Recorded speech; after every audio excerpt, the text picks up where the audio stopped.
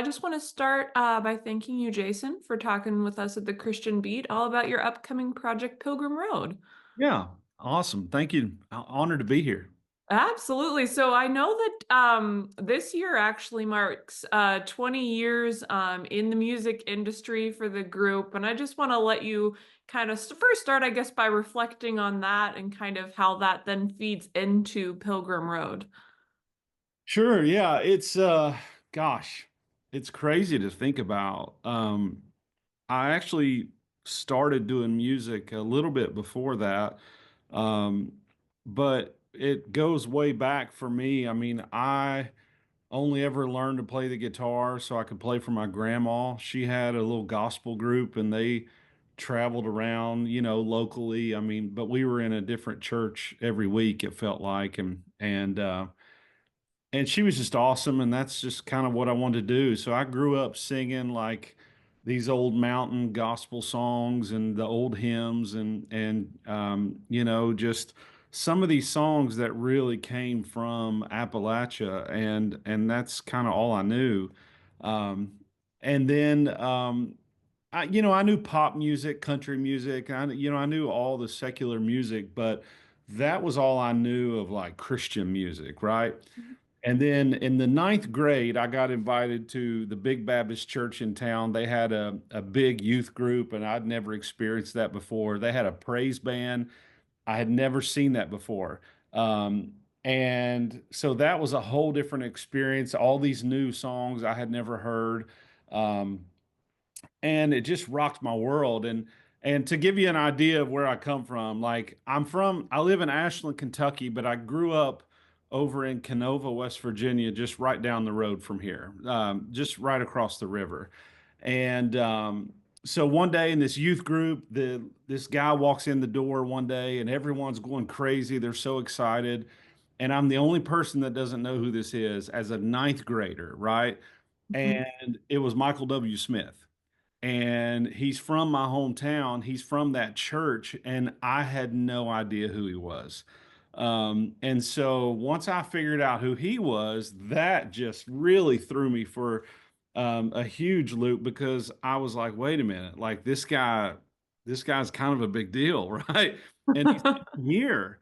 And his mom was the secretary of our church for years. And I mean, I had no idea that I knew all these people that knew him really well, and I go home and I tell my mom and my grandma about this guy, and they're like, "Oh yeah, your Uncle Danny graduated high school with him," and blah blah blah. And I had no idea. I mean, it just blew me away. And but I knew pop music, and so my mom was like, "Yeah, you know that song, Place in This World?" I'm like, "Yeah."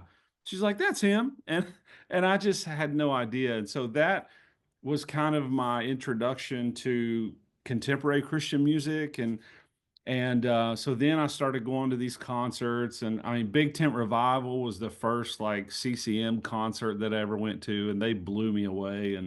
Um, and so fast forward, I get to college, and that's where we started our band. And the original band was called the 4 o'clock band, because we were all in college and we all met at 4 o'clock every day, because that was the best time everyone's schedule could come together. And we had a band, and before we knew it, it was kind of a thing. And then we started doing these big camps, and we started getting invited to come all over the country. And those guys were like, "Hey, wait a minute, like, I'm getting ready to graduate. I got to go to class." And the other guy was like, "Well, I'm getting married. I probably can't do this band thing next summer with you guys."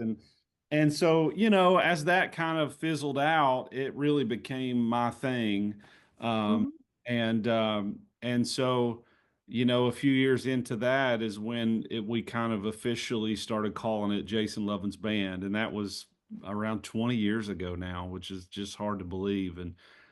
And so all we ever wanted to do was to just be a worship band. I mean, we figured out real quick, like, this is our calling. This is what we feel like we're called to do. And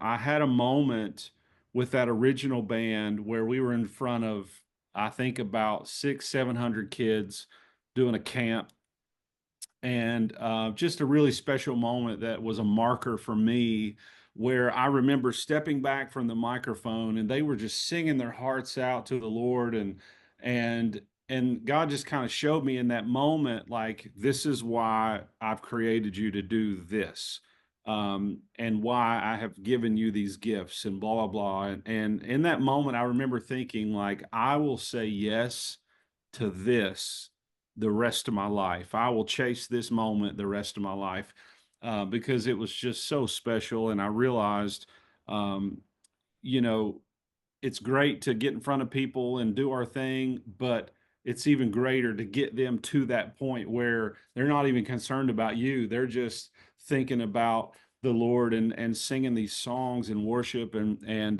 just changed my life. And so, you know, we just set out to do this, and before I knew it, we were on the road every week. And for the past 15 years, we've averaged about 40 weeks a year on the road, and mostly weekends. But we're gone a lot, and we're able to do a lot, and it's been the greatest blessing and really an incredible journey. So just very thankful. Oh, absolutely, absolutely. So then, when did you first have the begin working on Road then? Has it been in the works for a while, or has it come together pretty quickly for you? Yeah, it really has. You know, in the world that we're in now with music, to play the digital game, you got to put out singles and all this and that. Mm. And this is my 11th album, so we've done a lot of albums over the years, and we never really played the whole single game very often. And but we knew we needed to start doing that, and there were these songs that just kept coming. So you know, we put out a song called "Constant" a couple years ago, with Russ Lee from NewSong, and it's been just an amazing song to share with people. And so the goal was always to have that song on an album, but then it just kind of kept happening where we put the album off because we needed to work on this next new single. And it kind of snowballed. But it really started to come together whenever we wrote Pilgrim Road. A friend of ours is a young worship pastor in Missouri, and he and we live in Kentucky, but we met him in Missouri, at his church a few years ago, and he knew we did hymns. We've recorded 3 hymns albums over the years. We call them Songs from Sunday, and which I think is the coolest album title of any hymns album title ever. But it it's always been a thing for us, and he knew that, and he texted me. He said, "Hey, I'm writing this song, and I think it's a hymn." And I said, "Really?" And so he sent it to me, and we started diving in, and it took, I mean, weeks to finish this song. But when we come out of it, it was like, whoa, wait a minute! Like, we have an actual hymn. I mean, it's verses and a refrain. I mean, it is straight cadence, just like that. Um, and uh, and it's a beautiful just story. I mean, it the best thing I heard was this song really does share the gospel from Genesis all the way to Revelation, and just kind of a reminder of the journey we're on, and where we've been and where we're headed. And so we started sharing that song this year live, and that was so cool. And we knew, um, between just some of the other songs that had come, there were so many songs that talk about, the journey we're on and the mountains and the valleys, and it all just kind of started to come together to where I told the guys, I said, okay, we've got to put this album together. We've got all the songs. Let's pull them back in and do that. And we have, and it may be the best thing we've ever done. I'm very excited about some of these songs that are on there. So it is exciting. No, for sure. And it's always curious for me when you have albums named after one of the tracks on the project, like Yeah. which comes first? Like was it the track that came that then you knew that was going to be the whole project, or if you had kind of had the overall view first and then the track kind of slid in there. So That's a great question. I have always loved to not have an album titled after the song. We've done that, I think, only once. Mhm. over the years. I don't know. It's just not ever been my thing that I'm drawn towards. Mhm. And so we were trying to come up with all these other, I mean, the songs were done. And we were trying to come up with all these ideas of what are we going to call this thing, and we have an album full of original songs called Album 8. And again, we couldn't think of a good title. We were already calling it Album 8 anyway. And for me, it was like a huge marker that I could not believe we've done 8 albums, right? Mhm. And so I was like, we can't call it Album 11. That would be weird. Um, and so my bass player, Jonathan, who really is kind of our creative director, he's amazing and he does all of our social media. And he said, man, I really think we need to call this Pilgrim Road. I mean, we're on this journey, and he started just telling me all these reasons, and I said, yeah, you're right. And so it just felt right, Uh-huh. and then the artwork was already there because we had it as a single. And the artwork is so cool, and I was like, yep, that's it, let's do it. And so it just felt right. But the song was done, the album was done, so it came after. That's always interesting for me to hear that, when that comes together. And I know you did mention that Russ Lee was on the album as well, and I know that Chosen Road is also on there. So do you want to talk a little bit about how that collaboration came to be too? Yeah, so Russ has been a friend for many, many years. We played with NewSong years ago, and they were all so kind to us. And we were at this like random festival, um, and they came up, and Russ was so kind, and we couldn't even believe they were talking to us. It was one of those things. Um, and he always had just kept in touch with us, and we were working on Constant, and the song was done, and I had sang all the vocals. It was done. And Rodney, my piano player, who has been in the band 20 plus years, he's really our music director, producer. He produces all these songs. He's incredibly talented. But he and I were going back and forth on one little vocal line that he wanted me to sing this, and I felt like I needed to go here. It was literally like one note. Um, and so we made 2 versions, and we sent it to a few friends, and Russ was one of them. And he said, "Well, I like this version, but I really think you need to go up an octave on the second verse." And I said, "Well, I can't do that. So if you want to come do it," kind of joking. And yeah, yeah, I really do. I love this song. And we were like, "What?" So we literally went back in the studio with him and re-recorded the song. And we made a music video and kind of based it on my life and my story, and it just turned out so cool. And that's been just the most beautiful thing to be able to share every night on the road. And then the Chosen Road one was pretty neat. I became friends with him, Jonathan Buckner, who kind of leads that band. We only live about 3 hours from each other. They're born and raised in West Virginia, which I am as well. But I live across the river now here in Kentucky. But they're Appalachian boys, Mhm. and I started hearing about them because we would be at some of the same churches at different times. And we were kind of running in the same circles. And I finally was like, man, I need to figure out who these guys are, And so it was a little bit before COVID that we started talking and just hit it off and became great friends. And um, really have kind of had a similar journey with our band and our ministries over the years. And we just hit it off and have become great friends ever since. And so there's a song on this album called "Life's Railway to Heaven" that is an old gospel song that my grandma used to sing all the time, and I would sing this song during sound check, and yeah, I mean just all the time. And I finally told the boys, like, I really want to do a cool version of this. And so we actually, again, we'd already recorded the song. A couple of the guys from Chosen Road laid down a dobro and a few extra little things.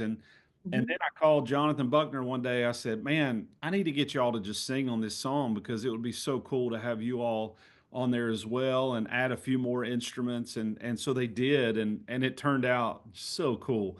It's one of the coolest songs we've ever recorded. So we're actually going to put that one out as a single here in a few weeks as well. So we're pretty excited about it. Oh, that's awesome. That's awesome. And I know that you also have another Spanish sing or Spanish track on the album. I know that's something you like to do. Do you want to talk a little bit about the one that you chose for this piece?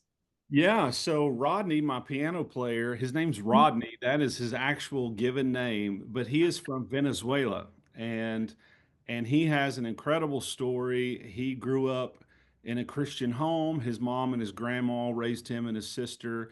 There was an American pastor who married a Venezuelan woman, and they started a church. And Rodney started going to this church. He ended up becoming their worship leader while he was in high school. He learned English because there would be these missionaries from this land called Kentucky that would come every year, and they just fell in love with him and ended up by the time he was graduating.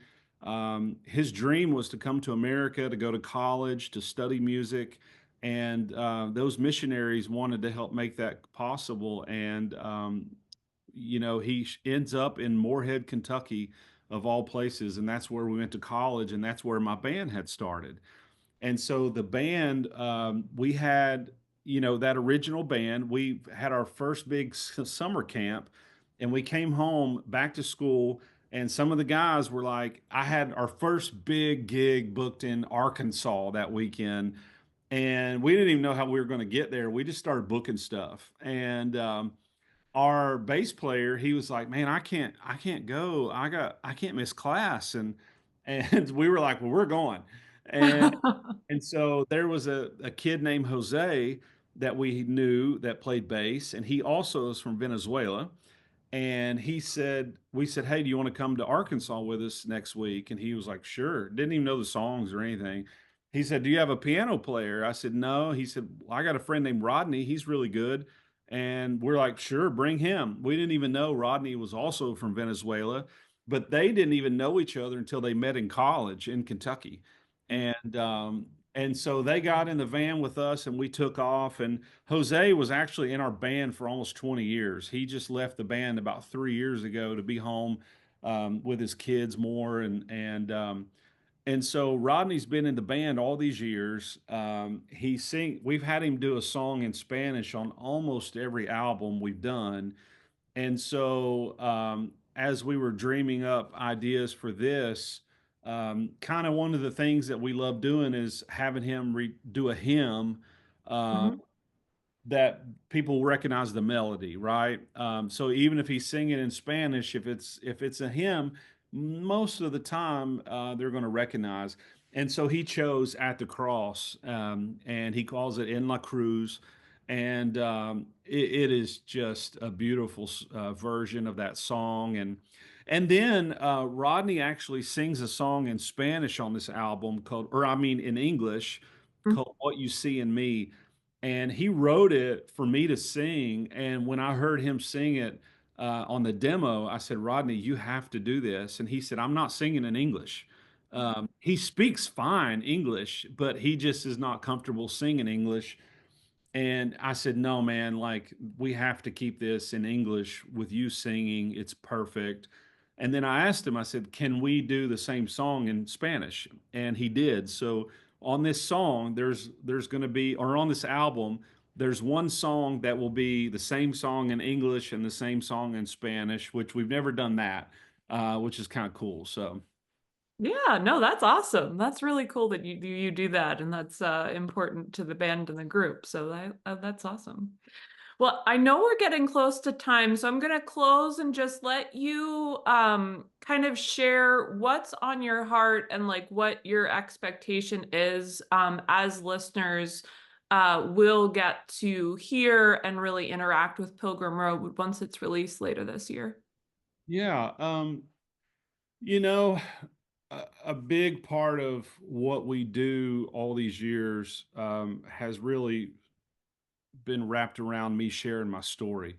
Um, I'm confident now that God has put us in all these platforms all over the country because I was willing to share my story, and so many of these songs kind of tie back into just these these times in life where you're in a dark valley or maybe on that mountaintop, and how God truly is constant, and He does not change. And even that song just says, "God, you're great, and you're great either way." And you know, if you don't know, my story is this: my mom at 15, she was raped when she was walking home from the pool one day, and it was just, I can't even imagine. She didn't tell anybody. She didn't remember it. And when they told me that as a young kid, she said, I didn't remember it. I thought, how do you not remember something so traumatic? And I've had lots of people tell me that your mind can block it out as if it never happened. And so my mom didn't remember it. She was very naive for 15. She will tell you she didn't understand anything about babies. She didn't know what was happening. Finally, one day she told my grandma, I'm sick. I need to go to the doctor." And my grandma said, "Well, she's gained weight. We should take her to the doctor and see what the doctor says." And so they did. And the doctor come out and said, "Well, she's pregnant." And after the initial shock wore off, my grandma, just being who she is, she said, "We're going to go to church and we're going to pray." And I tell people, my grandma very much understood how big God is, and she believed that He is so big that He wasn't surprised by me. And these things that we read in the Bible, that He formed me in my mother's womb, that He had plans for me, she believed it with all her heart. And so through my mom's courage and my grandmother's guidance, they chose life. And adoption was the plan until my mom heard my heartbeat. And when she did, she told my grandma, "I want to keep this baby." And I know, I tell people, I know my 15-year-old mama had no idea what she was getting herself into, but my grandma did, and she said, "Okay, if that's what you want to do, that's what we're going to do." And so my mom had me. She turned 16 a couple of months later and went on about life as normal as life could be. And I tell people this everywhere I go, on every stage we're on, that you know what, my family made it very clear to me at a young age that you don't have a dad. We don't even know who it is, but you have a heavenly father who loves you more than you'll ever know, and would just continue to remind me of that over and over and over. And I've had the privilege all these years on all these platforms to just stand before people and just tell them that that's how big God is, and that He is so big that it's always been enough. um, and um, and just reminding people that God really is constant and He does not change. And my grandma was a great example of that, because even in their deepest, darkest valley, she walked through that with my mom, but never was shaken, only because she very much understood who God was. And we've been able to share that everywhere we go. I My first time I ever even talked about it was on stage with my band, because I never talked about it as a kid. And I had a pastor come to me that night. He said, "Hey, I don't think you understand what God's going to do with your life, but you got to promise me that you'll keep sharing that story everywhere you go."